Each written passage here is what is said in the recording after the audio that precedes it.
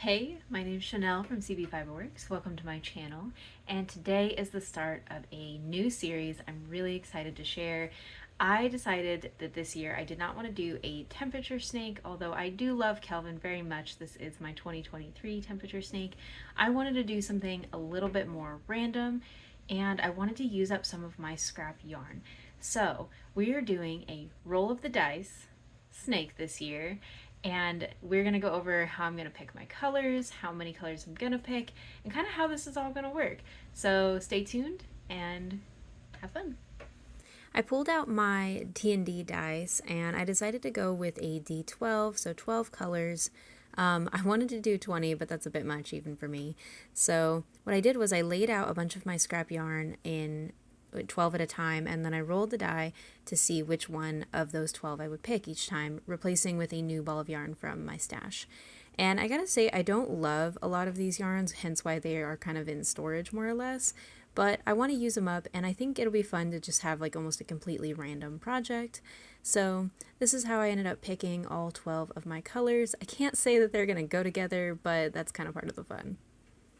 Similar to how I've done my temperature projects in the past, I got a note card, and this time I did 12 holes with my little hole punch, and then I kind of just randomly placed the yarn, and there's no particular reason or order to like why number 5 is gray or anything like that. So I went and did all of this, and now all that's left to do is start my snake. I will be using my Kelvin the Temperature Snake pattern for this project. So I'm gonna grab a random yarn from my stash to do the head and the separation rows, but the rest of this will be a roll of the die as opposed to calculating the temperatures per day. So let's get started with the first couple days of January. Okay, so I have got the head worked up. Doesn't look like much because there's no stuffing in it, and I am going to be felting on the eyes for this later. But now what we're going to do is start working the very first row of our year-long project. So day 1, January 1st.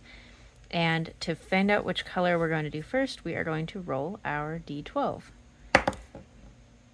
And of course it rolled off camera. And we're starting with the number 12.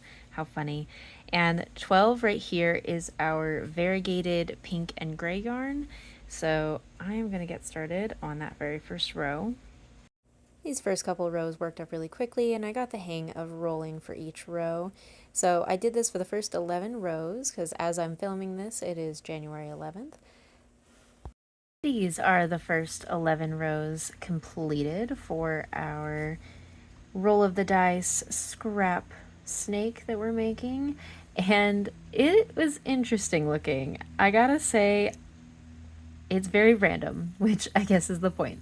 So not sure if I'm like loving all of these colors together, but you know what, that's the point of using scrap yarn for a project.